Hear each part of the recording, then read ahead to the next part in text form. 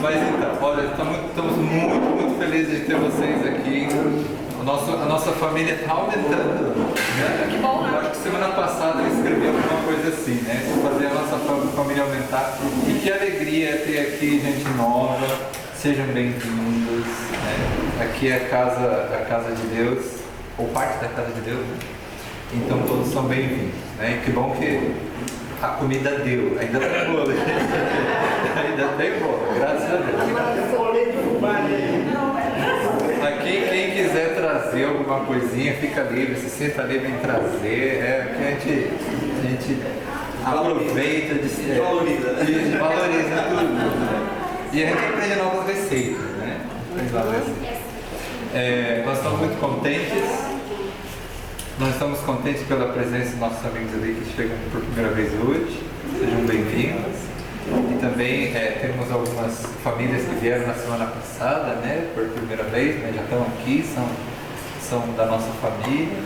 E também temos aqui mais uma mãe e filha, né? Mãe e filha que estão aqui acompanhando a gente. E olha que alegria ter vocês. Venham mais, tá? Terça-feira à noite, a sua janta é aqui conosco. Nós temos aqui o pastor Tiago, eu já apresentei semana passada, mas eu vou voltar a apresentar. O pastor Tiago pegou algumas áreas da missão da igreja, então ele vai estar mais à frente com vocês esse ano. Eu vou aparecer de vez em quando aqui, tá? Eu vou nesses primeiras sextas-feiras. Mas a gente vai estar por aqui, tá bom? E a mesma forma como vocês me trataram bem, tratem ele bem, tá bom? Senão eu vou puxar de vocês. Tá bom? Gente, que Deus abençoe o nosso dia e agora deixa o pastor que nós temos algo bastante importante a fazer. Isso. Esse aqui é um momento que nós vamos fazer uma oração, mas eu só queria trazer algo novo para vocês, né? A partir de semana que vem, a gente vai trazer essa parte de oração de uma forma mais especial. Então, no grupo eu vou estar explicando um pouquinho melhor, que a gente vai até usar o celular, né? Que aqueles que não tiverem muita facilidade com o celular, não se preocupe, a gente vai deixar a alternativa ali, uma caixinha com papel, mas a ideia é um momento de oração que a gente vai separar, já no começo, sabe aquela oração inicial? Você já pode, durante você estar tomando o teu café, o teu lanche aí, né? Você pode estar mandando mensagem e os pedidos de oração de você vai começar a aparecer na tela aqui. Então você vai poder olhar os pedidos de oração e, além de tudo, eu vou colocar no grupo esses pedidos de oração. Então vocês vão poder acompanhar e continuar orando, né? Mas como envolve um pouquinho de tecnologia, eu não vou deixar para explicar hoje, senão eu tiro o tempo do pastor Calixto apresentar o curso para vocês, né? Nesse momento a gente vai fazer uma oração, né? Para que Deus possa estar conduzindo todo o estudo de hoje, né? Vamos orar? Pai querido, muito obrigado, Pai, por mais esse momento que nós estamos aqui reunidos para poder conhecer cada dia mais a Sua Palavra. Que o Senhor continue, Pai, conduzindo o pastor Calixto, que estará dando esse estudo nesse momento. Nós queremos te pedir, Pai, em especial aqui pelo pai do Cido, o Antônio, que o Senhor possa cuidar da saúde dele, que o Senhor possa estar protegendo e guiando ele. Também, Pai, te pedimos pela Solange, que tem estudado a Bíblia conosco, que cada dia mais, Pai, ela possa conhecer a Ti e ser conduzida, Pai, pelo Seu Santo Espírito. Da mesma forma, Pai, eu te peço por cada um que está visitando aqui, cada pessoa que tem buscado conhecer mais a Sua Palavra, e que o Senhor oriente, Pai, e guie ela em todos os seus caminhos.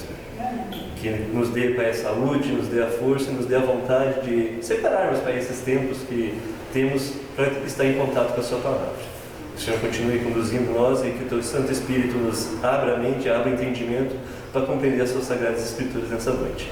É isso que eu te peço e agradeço em nome de Jesus. Amém. Amém.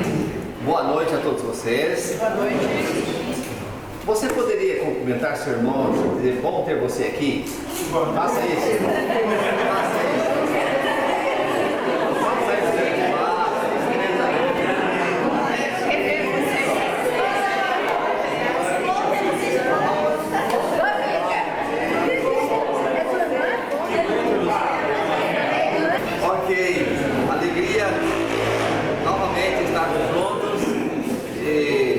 Confesso que eu me sinto assim, grato a Deus por esse privilégio de estar com vocês, de abrir a palavra de Deus, estudarmos juntos, aprendermos mais e mais do que Deus tem para nós. E na aula anterior nós falamos sobre a importância do Apocalipse, né, e o que significa o Apocalipse. E o Apocalipse, o próprio livro já diz a revelação de um personagem. Revelação de quem? Revelação de nosso nosso Senhor Jesus Cristo. E você já imaginou o que seria do mundo e da sua própria vida se não fosse o autor da vida, Jesus Cristo? O que seria? Então, esse tempo que nós gastamos aqui estudando não é um tempo em vão, é um tempo sumamente necessário, importante, né? E porque nós vamos aproximar mais do nosso Senhor Jesus Cristo, Ele que nos salvou, que deu a vida por nós. E vamos então nesse passo aqui conhecendo mais um pouquinho da palavra do Senhor. O tema de hoje, todos têm um livrinho em mãos? Aí tem, né? Eu creio que sim, né? Se precisar de livrinho ou da Bíblia, tem aí, tá bom? E a Bíblia Sagrada nós vamos abrir agora. Sempre eu digo, Bíblia aberta é Jesus falando ao nosso coração. Eu creio assim, e acho que vocês também. Então, no livrinho fala sobre um herói. O verdadeiro herói. Antigamente esse livrinho tinha uma outra versão. Era o herói, né? Falava-se do herói e falava também do traidor desmascarado, né? Então esse herói é Jesus Cristo e o traidor desmascarado se referia ao próprio Satanás. E na lição de hoje, então, fala sobre esse herói e conta que todo ser humano tem, principalmente quando mais novo, na adolescência, geralmente tem um personagem que é o herói da sua vida, né? Quem sabe um jogador de futebol, um grande cantor, e muitos dão até a vida para ir estar com esses heróis, né? Acontece que esses heróis um dia passam e deixam aí de ser heróis. E quando se remete a Jesus Cristo, Ele é o mesmo ontem, hoje e até quando?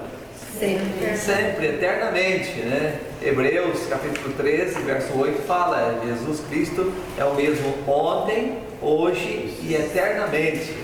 Eternamente. Então nós precisamos, o que nós precisamos fazer? Conhecer melhor e ter uma experiência de coração com Ele cada dia e viver para Ele, né? Com Ele e para Ele. Abra sua Bíblia então no livro de Apocalipse, capítulo 1 e o verso 1. Revelação de Jesus Cristo que Deus lhe deu para mostrar aos seus servos as coisas que em breve devem acontecer e que Ele, enviando por intermédio de seu anjo, notificou ao seu servo João. Então, o Apocalipse, ao contrário do que muitos ao longo do tempo dizem, né? É um livro de mistério, é um livro que não deve ser lido. Na verdade, ele trata de quê? A revelação de Jesus Cristo. Então é um livro revelado. E vocês sabem que esse livro já trouxe tanta mudança em tantos corações.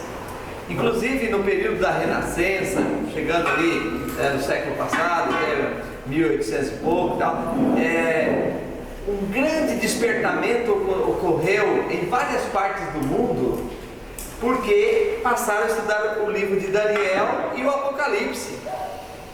Você entendeu? Então por que o adversário de todas as almas das pessoas não gosta que leia o livro do Apocalipse? É porque ele esclarece muitas coisas que nós necessitamos no tempo de hoje. Esclarece, ele abre a nossa mente sobre acontecimentos, do que vai acontecer no mundo, qual é o objetivo de Deus, qual é a proposta do mal, de Satanás. O Apocalipse vai desvendando essas coisas assim, né? Então a pergunta número 1 aí, que resposta você colocaria?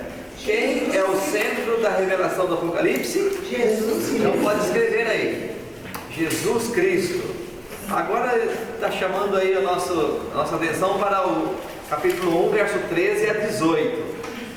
13 a 18. Vai dar algumas características desse personagem, de Jesus Cristo. Então vamos aqui juntos? E no meio dos candeeiros, um semelhante a filho, com vestes talares e cingido à altura do peito, com uma cinta de ouro.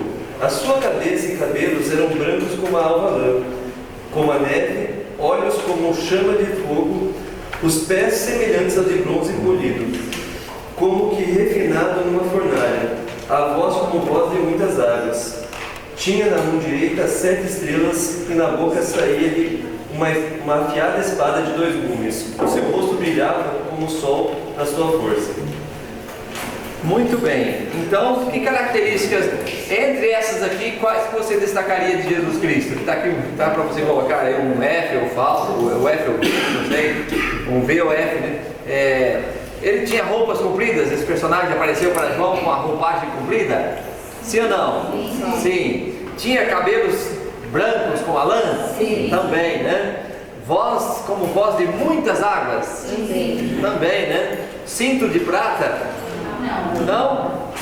De que era o cinto então? De ouro, né? Então isso aí já deu o F. Pés como de diamante? Não. O que era o pé? Os pés eram de quê?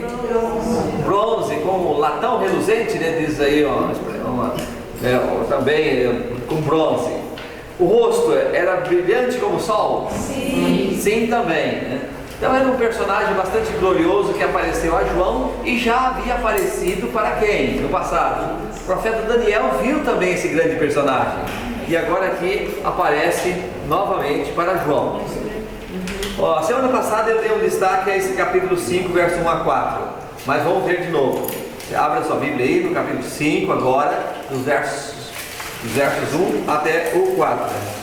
Diz assim: vi na mão direita daquele que estava sentado no trono um livro escrito por dentro e por fora, de todo selado com 7 selos. Vi também um anjo forte que proclamava em grande voz: quem é digno de abrir o livro e de lhe desatar os selos? Ora, nem no céu, nem na terra, nem debaixo da terra, ninguém podia abrir o livro, nem mesmo olhar para ele. E eu chorava muito, porque ninguém foi achado digno de abrir o livro, nem mesmo de olhar para ele. Todavia, um dos anciãos me disse: não chores, eis que o leão da tribo de Judá, a raiz de Davi, venceu para abrir o livro e os seus 7 selos. Muito bem. A semana passada nós comentamos um pouquinho, eu vou repetir aqui esse texto. O que fala aqui? João viu quem? Viu alguém assentado no trono, não é isso? E esse alguém tinha o que na mão? Um livro, escrito por dentro e por fora. E esse livro, ele percebeu que não havia ninguém, em lugar nenhum do universo, que pudesse abrir esse livro, né, e desatar os selos. E de repente o texto menciona que João começou a chorar. Mas chorar por quê? Porque ninguém podia abrir o livro. E que livro era este? O livro que contém, né, os atos, as ações de todo ser humano. Eu disse e eu repito, nós todos os dias nós temos o nosso anjo da guarda que leva um relatório da nossa vida e fica constando esse relatório lá no livro do céu. E cada um será julgado quando Jesus voltar, ou antes de Jesus voltar. Nós vamos descobrir aqui que existem três etapas de julgamentos. Uma etapa é a que está acontecendo agora no céu. Depois vai haver uma outra etapa durante 1000 anos, quando os justos estarão no céu participando dessa etapa de julgamento. Depois vai ter uma outra etapa final, depois de 1000 anos, para apenas ser a execução dos ímpios que não aceitaram a Deus enquanto tinha vida nesta terra. Então João viu esse livro e ele ficou assim muito triste, porque ninguém podia abrir o livro. E aí um momento, enquanto ele chorava, aí veio um ancião aqui para falar com ele. Quem é esse ancião? Esse ancião, alguns dizem que eram anjos, outros têm outras interpretações. Nós entendemos que esse ancião era um dos que foram salvos por Cristo Jesus, já estão no céu. Porque você sabe que nem todos estão no céu, depois, quando morrem não vão para o céu. Mas, por exemplo, Elias está lá, a Bíblia fala, Moisés, a Bíblia dá todo indicativo que ele está lá, Enoque, e tem mais gente lá? Termina por aí. Não, quem mais está no céu? Dos seres humanos que viveram aqui na terra? Aqueles que ressuscitaram junto com... Aqueles que ressuscitaram quando Jesus ressuscitou, né, quando Jesus morreu, a terra tremeu e sepulturas se abriram.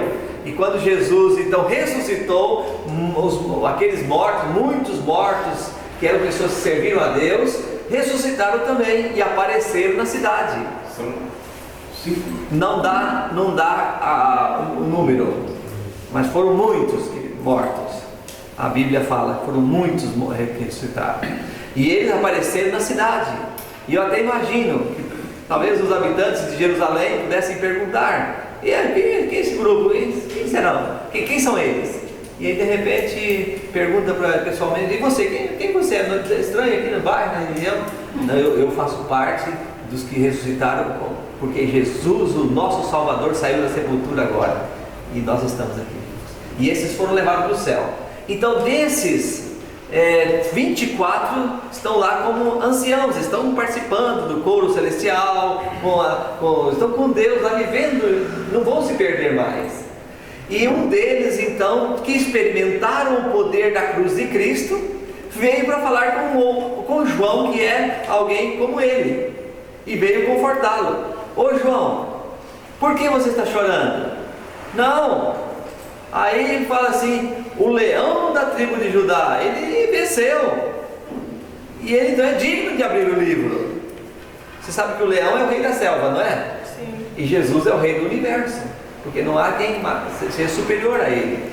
Ele é o rei do universo. Então ele veio aqui, aí fala que ele ressuscitou e ele vai abrir o livro. Aí depois, esse capítulo todo, vale a pena ter uma meditação nele, sabe?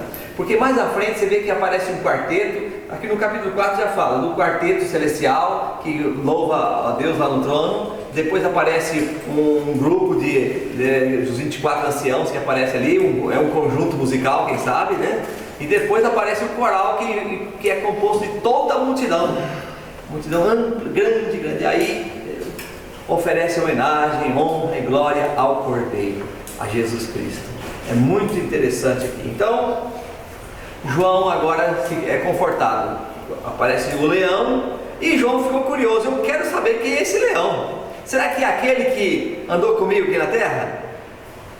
Será que foi ele? E então João ficou curioso para saber. Você não ficaria, não? Você não ficaria curioso para conhecer? Sim. E quando João olha, ele não vê o cordeiro, ele não vê o leão, vê o cordeiro, porque Jesus, ele tem vários nomes. Tem vários nomes. Então aqui Jesus se apresenta com a face, duas faces: a face do leão, e que ele vai destruir quem destrói a terra, os ímpios, e ele é o cordeiro que vai salvar os que aceitam o sangue dele. Jesus aparece. Então vamos aqui a resposta. Como é que nós colocaríamos aqui a resposta no capítulo da pergunta 3? O que deixou o escritor do Apocalipse angustiado? É o fato de ninguém poder abrir o livro, né? Ninguém podia abrir o livro. Muito bem. Esse leão aqui, esse cordeiro, perdão, na pergunta 4, nós nem vamos ler lá João 1:29. Ali é outro ponto interessante também. A pergunta diz assim: quem na Bíblia é chamado de cordeiro? Jesus, né? Jesus Cristo. Vocês veem o texto de São João, diz o quê? O que João falou? Vamos falar comigo, quem sabe? Eis o Cordeiro de Deus que tira o pecado do mundo.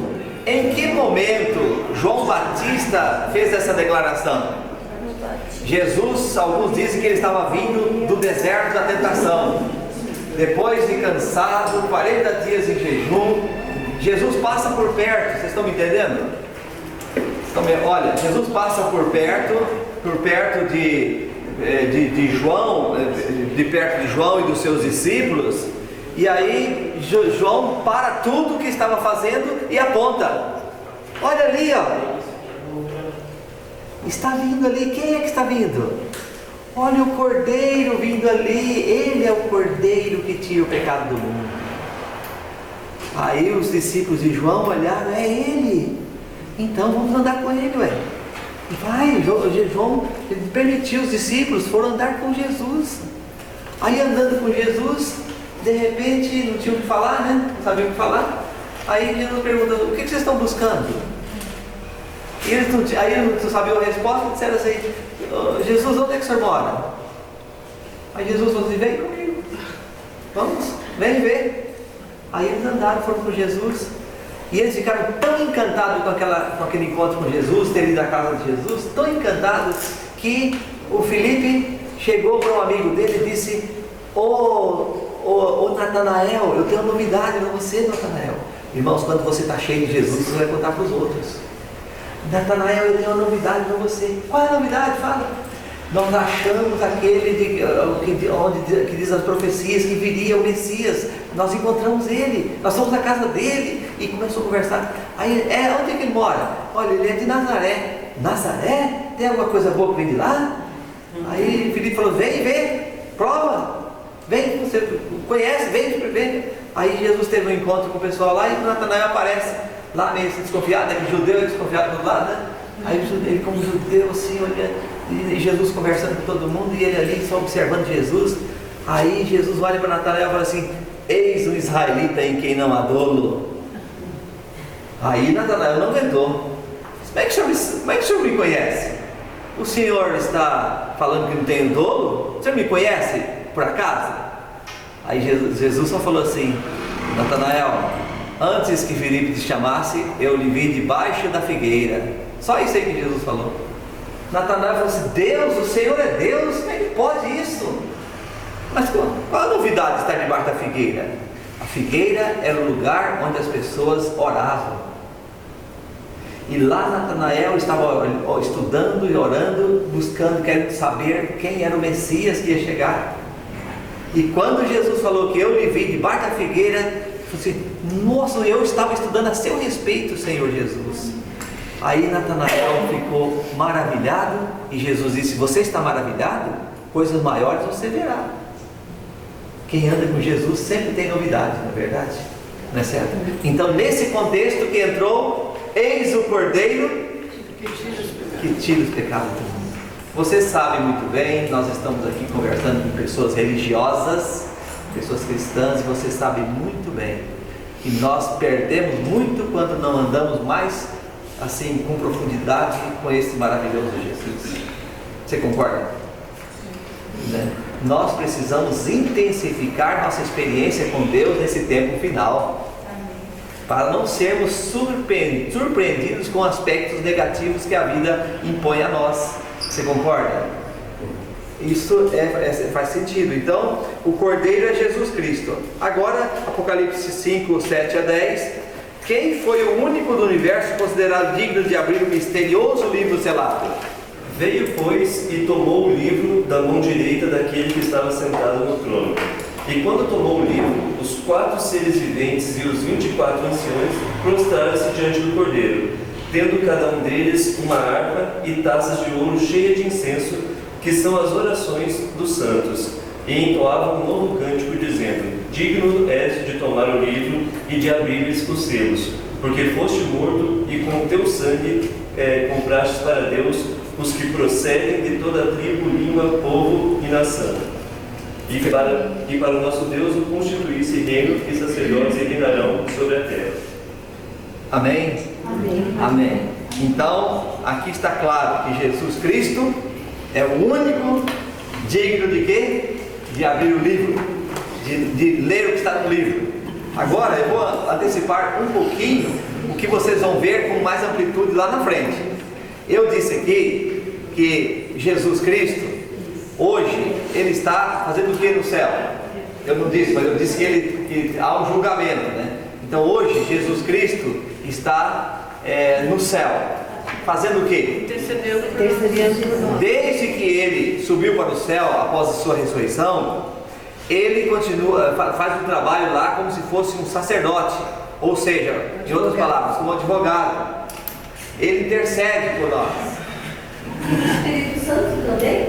O Espírito Santo, no Pentecostes, o Espírito Santo, quando Jesus foi para o céu, né, subiu para o céu, Ele foi entronizado no céu, mas antes da entronização dele, Jesus fala para o Pai: Pai, lá na terra estão os meus filhos sozinhos e estão na frente do diabo.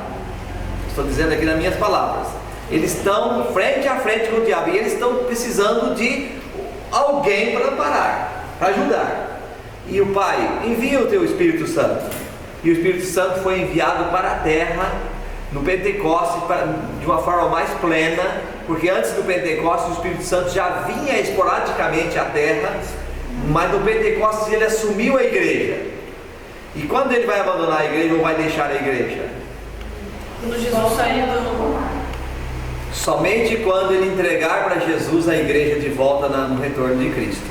Aí ele cumpre seu papel. Então o Espírito Santo está na terra nos ajudando. E Cristo está no céu, então, fazendo o que lá? Como nosso advogado. Está atuando como um advogado nosso. Mas a partir, eu não vou entrar em detalhes hoje, mas vocês encontram na Bíblia que há uma profecia que menciona que a partir de 1844 há textos bíblicos que dão datas assim específicas que mencionam que Jesus agora no céu está fazendo dois trabalhos, como advogado e como juiz. Porque lá no livro de Pedro, o apóstolo Pedro fala que o juízo pela casa de Deus iria começar primeiro, ou seja, o juízo relacionado àqueles que aceitam a Jesus já começa antes de Jesus voltar. Por que começa o juízo antes de Jesus voltar? Por que deveria começar? E por que essa profecia de Daniel 8,14, eu vou até dizer o texto, fala que chegaria o dia em que o santuário celestial seria purificado? Ou seja, Jesus está no céu purificando o santuário de que maneira? Tirando o pecado ou tirando o nome do livro da vida, do livro que está no céu. Tá certo? E aí ele faz esse trabalho até quando? Até a porta da graça se fechar. Vai chegar a hora que a oportunidade vai encerrar. E aí, o que vai acontecer? O que vai acontecer quando isso acontecer? Então aí próxima, mais um pouquinho, a porta da graça se fecha. Ou seja, quem é justo, aí cumpre aquele texto de Apocalipse, 22, verso 15, quem é justo continue na prática da justiça, e quem é ímpio e injusto continua na prática da injustiça. Então aí Jesus volta, e Jesus volta para levar quem? Quem já está julgado, já sabe quem vai para o céu. E aí então os justos vão para o céu e os ímpios serão mortos na terra. Faz sentido esse raciocínio? Para mim faz, sabe por quê? Imagina que não houvesse juízo agora, para ninguém, nem para justo, nem para ímpio. Aí Jesus levaria então por atacado todo mundo para o céu. É igual, chega lá no céu, aí vai olhar para um cidadão lá e ver o nome dele e não passa no teste, não passou, ele não foi fiel. Aí chega lá, viu? E aí vai falar assim: ô meu amigo, você infelizmente vai ter que puxar o carro daqui. Vem gente do céu. Aí só vai gente pulando, aí vai outro. Que desespero, né? Que desespero! Não é assim. O julgamento já está acontecendo hoje. Ah, mas aí vem uma questão muito assim importante analisar. Ah, não, mas Deus predestina. Cuidado com a doutrina da predestinação. Eu creio na predestinação em um aspecto. Deus predestinou a todos para a salvação. Perde quem quer. Você entendeu? Agora, Deus não escolhe, esse vai para cá e esse vai para lá. Essa doutrina da predestinação veio, sabe de quem? De Santo Agostinho. Santo Agostinho dizia: o ser humano é tão depravado que nem sabe para onde quer ir. Então Deus já define para cada um para um lado. Só que se fosse certo isso, o que iria acontecer?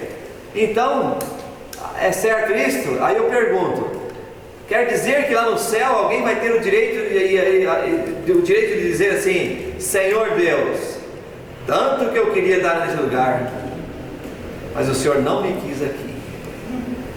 Que trágico. Ué, então a culpa é de Deus.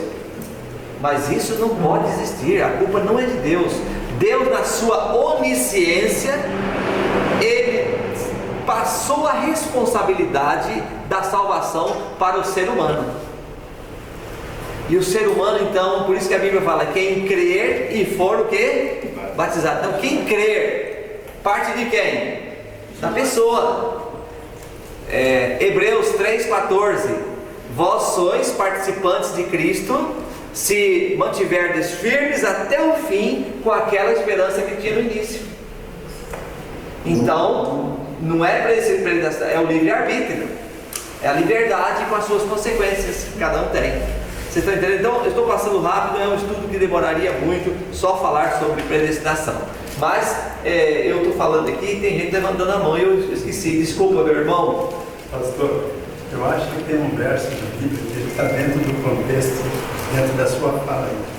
É João 3,16. Sim, muito bom. Esse verso é um verso conhecido por toda a membresia da igreja.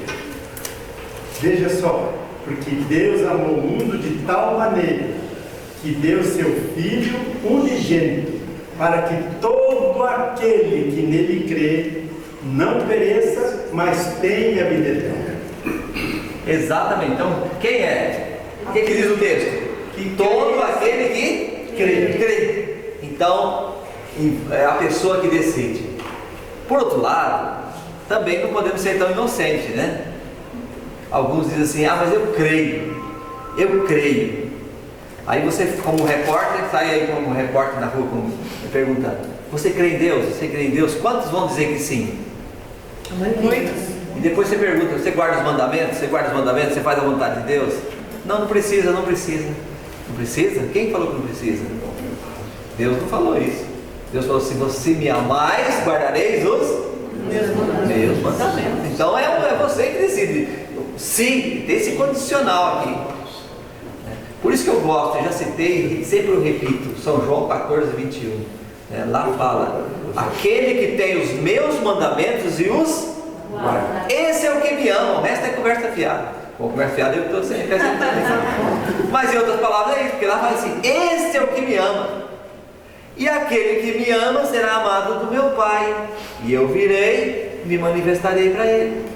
O texto fala assim. Então, está aqui. Quem tem e guarda. É prática. Deus é assim, né? Deus é assim.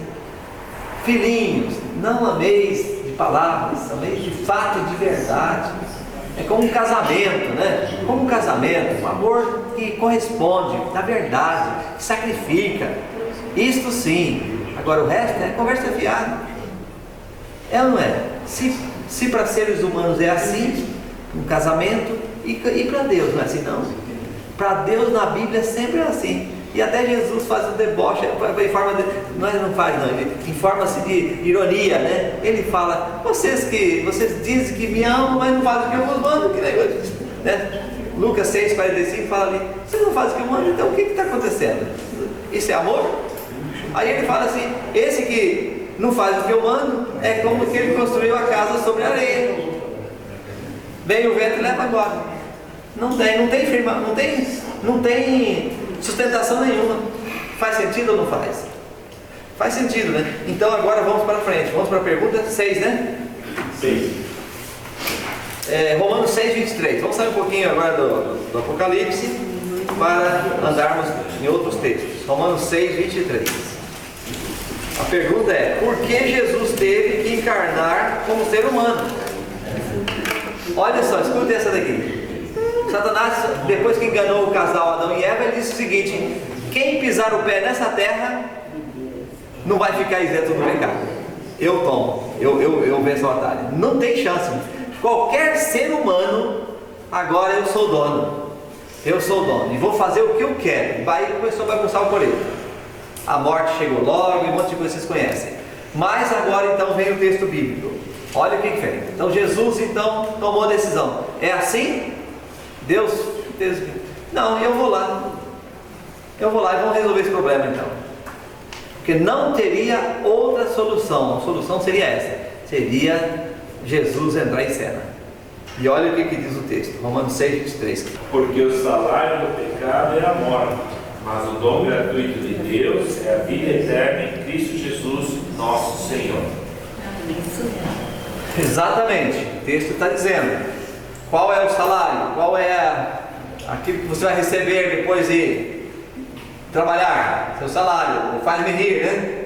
Esse é seu salário, ou faz chorar também, não sei, depende do caso, né?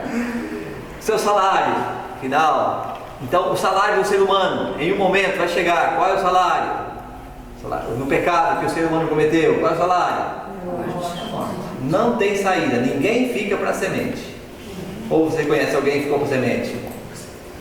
Ninguém fica para sempre. Matusalém tentou, né? Matusalém? 900, mas mesmo assim.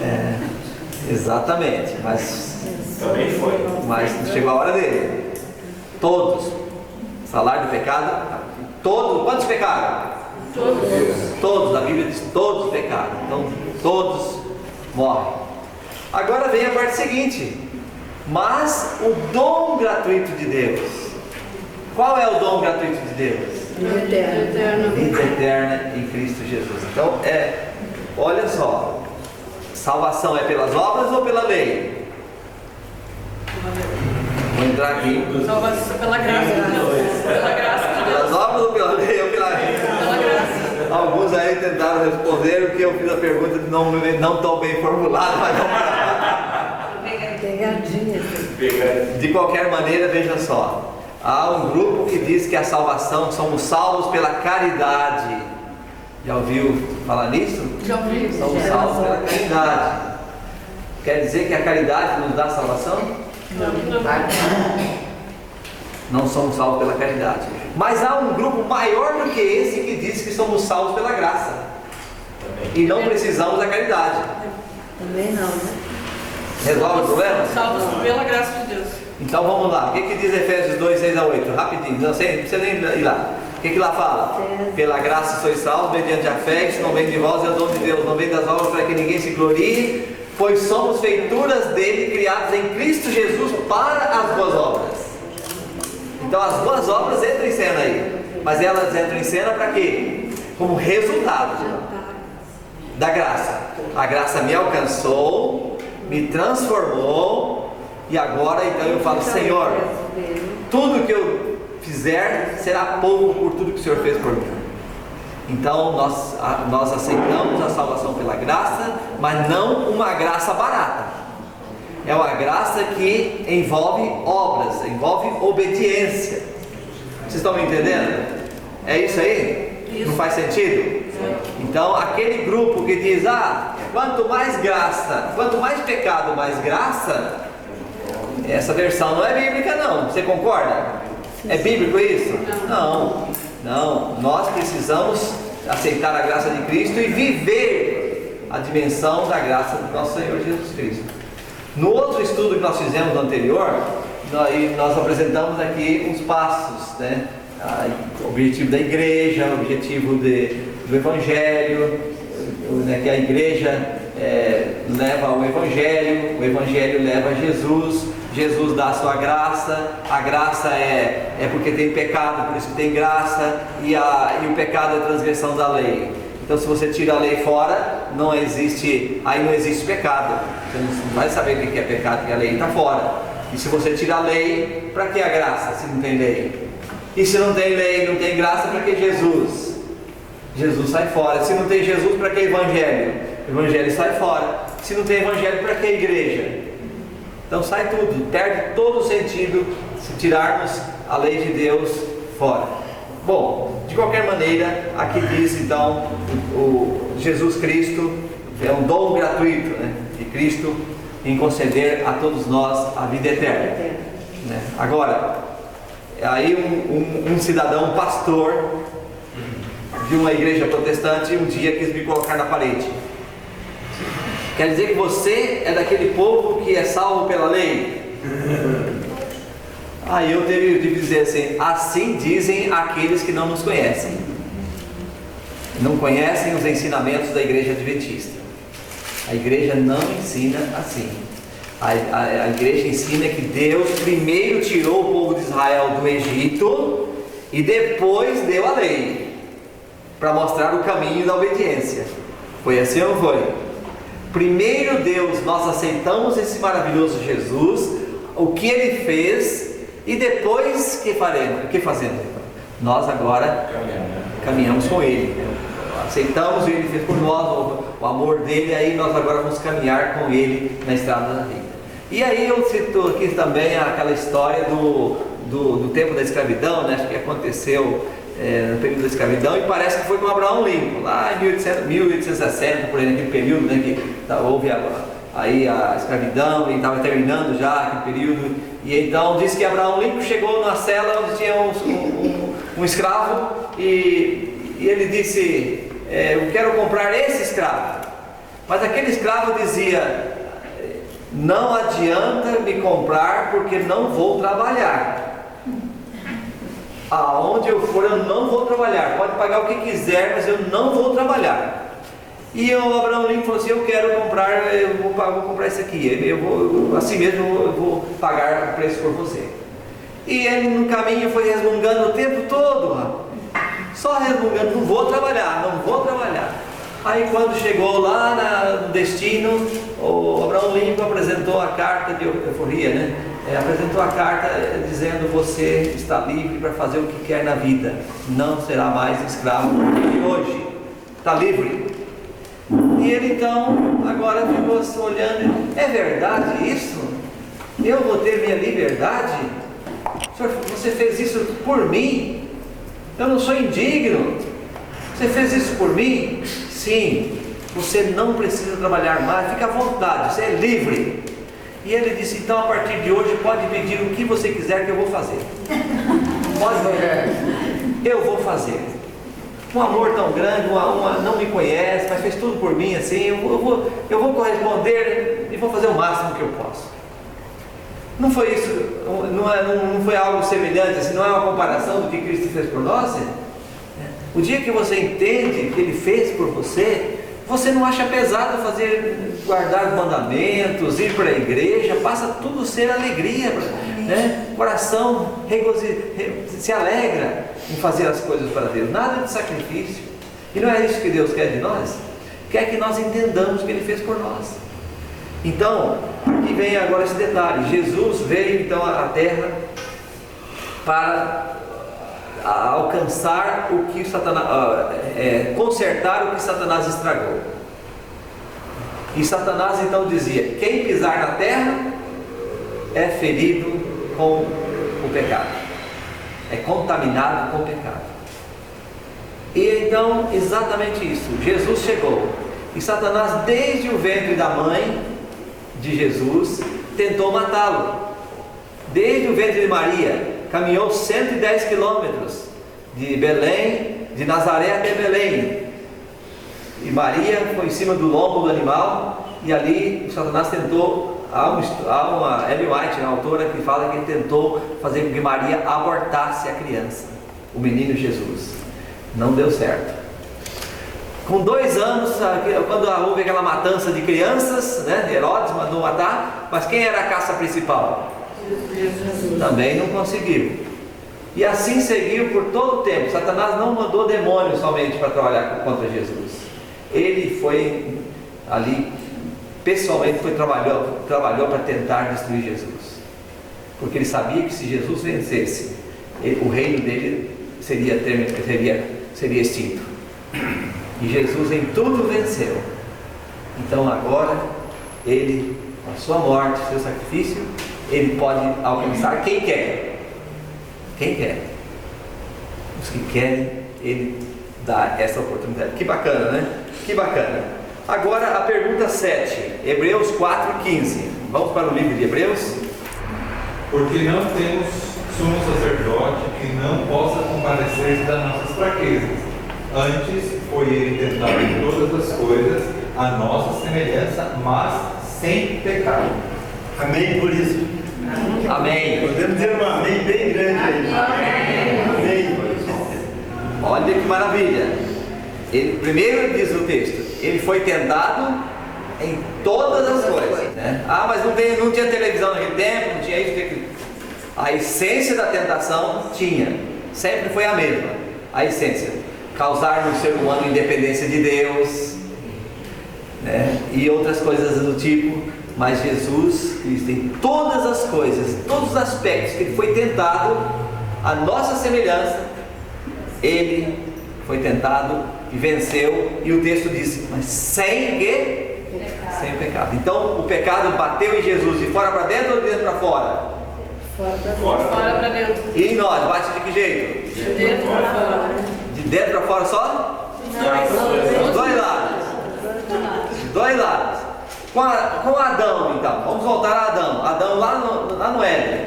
O pecado veio de fora para dentro ou de dentro para fora? De fora para dentro. De fora para dentro. Entrou? Em Adão? Entrou. E a humanidade foi contaminada. Em Jesus, da mesma forma, veio de fora para dentro. Mas contaminou Jesus? Não. Por isso ele pode ser nosso Salvador. Sem pecado, ele foi tentado e ele então venceu. Mas aqui então a resposta. Já colocaram aí, né? Tentado em todas as coisas, mas sem pecado. Pergunta 8. 1 Coríntios 15:3. Antes de tudo, vos entreguei o que também recebi, que Cristo morreu pelos nossos pecados, segundo as Escrituras. Exatamente. Então ele fez, o que ele fez para o ser humano? Morreu pelos nossos pecados. Outro ser humano podia morrer pelos pecados de outros? Somente Cristo pôde fazer isto, né? Somente Cristo pôde fazer isso. E na verdade, quando aconteceu o pecado no mundo, olha a situação. Deus tinha dito para Adão o quê? Se pecar, morre. Então, os anjos chegaram no céu, tiraram a coroa diante de Jesus Cristo e disseram: temos que matar o ser humano, esperamos a sua ordem, porque o ser humano agora está contaminado com o pecado. E Jesus Cristo então diz para os anjos: calma, não vai ser assim. Espera aí, não vai ser assim? Então, que lei é esta? A lei diz que quem peca morre. Então o que vai ser?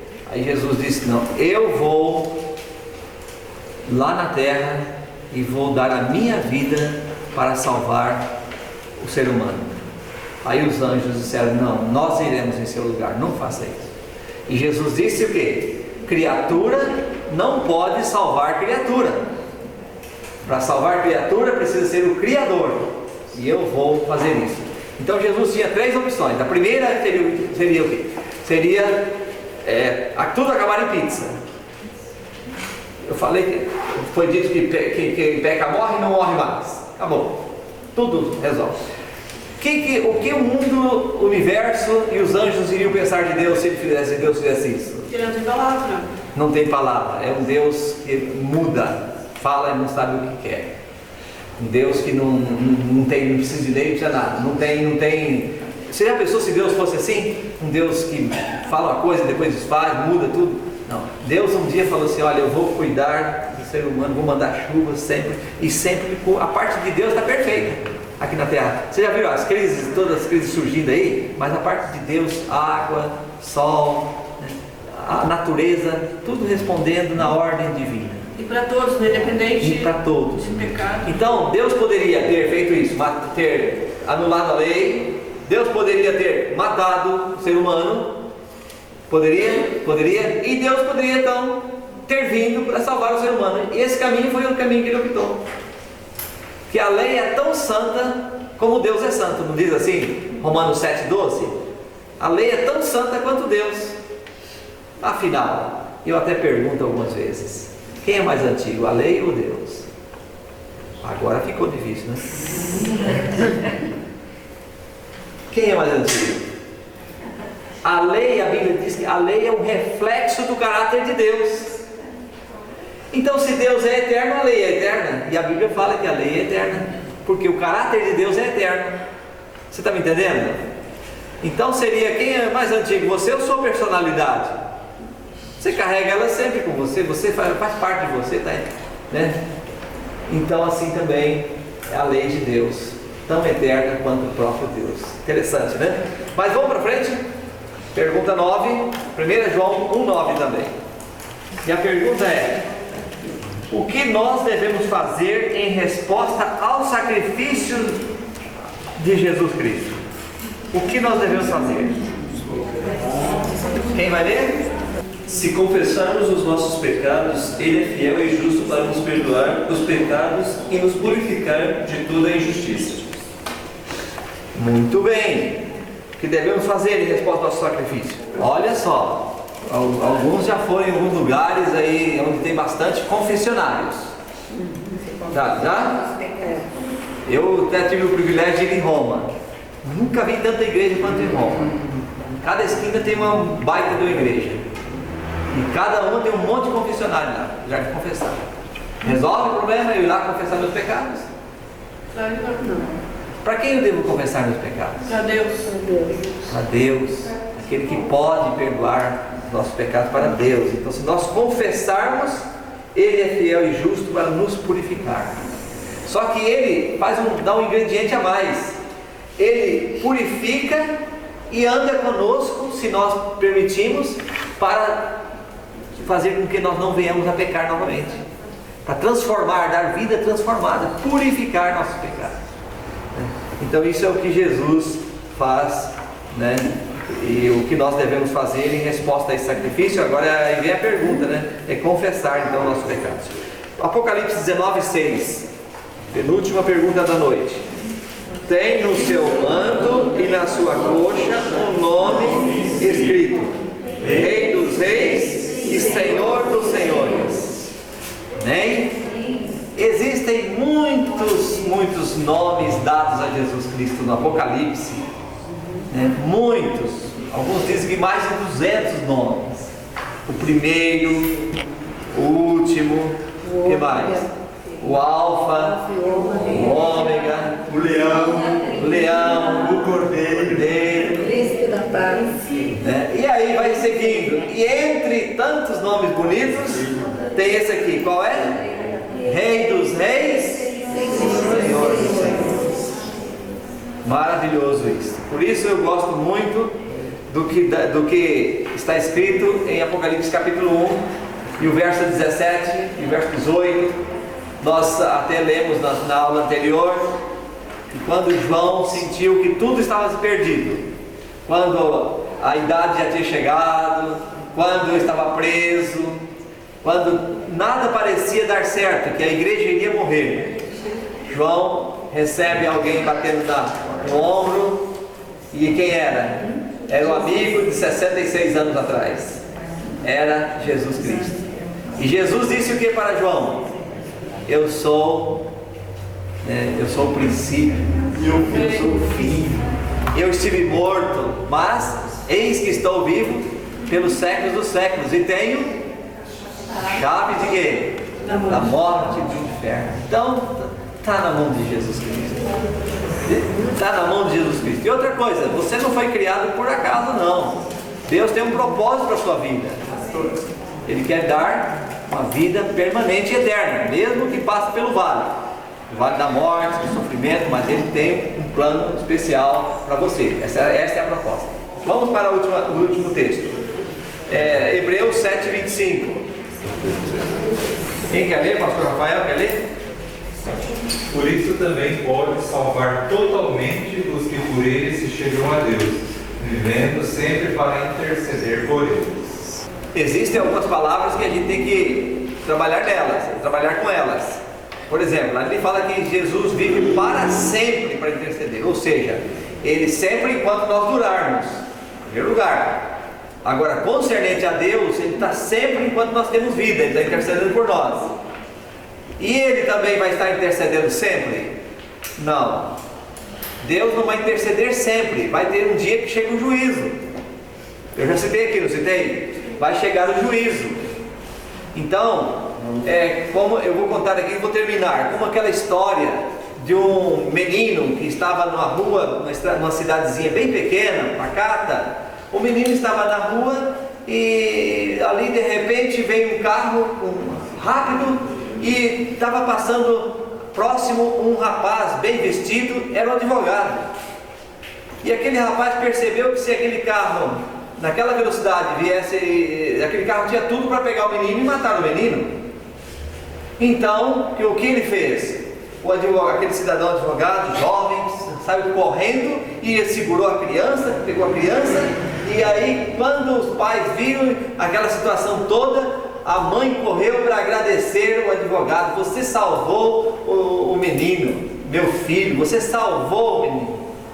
E a mãe tão feliz e o advogado agradeceu e tudo mais. E o tempo passou e sempre aquele advogado ficou conhecido como o advogado que salvou aquela criança, que conseguiu resgatar a criança em tempo, tirar a criança do perigo, intercedeu por ela ali para salvar. O tempo passou mais ainda e um dia aquele moço cresceu e se tornou um bandido. E aí chegou um dia do julgamento dele. E ele pensou assim, chegou a comentar: isso para mim vai ser fichinha. O cidadão que vai, que está lá como juiz, é o advogado que me salvou. E eu vou dizer para ele: ó, você salvou daquela, me salva dessa também, né? Aí quando chegou a hora do julgamento, o juiz simplesmente disse: não, aquela lá eu era advogado, agora eu sou juiz, aqui eu vou dar a sentença. Se você merece, você paga. Só isso. E assim também Jesus está à disposição como nosso advogado, né? Mas vai chegar a hora que ele vai Ser justo. mas a sentença, julgamento, não tem mais. Aí sim, sem intercessor, sem advogado, nós estaremos aí então comparecendo perante Deus. Não que ele vai nos condenar, mas ele vai dar a sentença dos atos que nós já praticamos.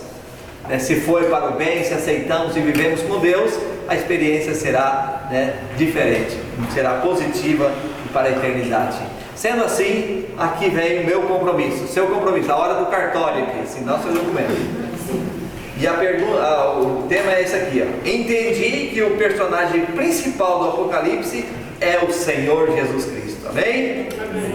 Eu me comprometo em conhecê-lo melhor e a permitir que ele seja também o centro da minha vida. Esse é o seu desejo?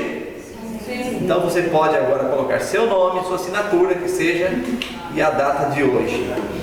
Hoje eu decidi seguir com Cristo como centro da minha vida de forma integral. Amém? Oremos então. Pai querido, muito obrigado por mais esse estudo que fizemos. Obrigado, Pai, por saber que Jesus Cristo é o centro de tudo e que o Senhor, Pai, possa fazer com que que Jesus Cristo seja o centro da nossa vida também. Amém. Que ao sairmos daqui possamos refletir em tudo que foi estudado e direcionar, Pai, nossos pensamentos, nossa vida, toda a nossa trajetória a Ti, Pai, que nós possamos sempre buscar e colocar o Senhor à frente. Guie cada um agora, Pai, aos seus lares, os santos anjos possam estar protegendo, e que nós possamos, Pai, assim como estamos aqui reunidos, motivados e animados, semana que vem continuar aqui na Sua presença. É isso que eu te peço e agradeço em nome de Jesus. Amém. Amém.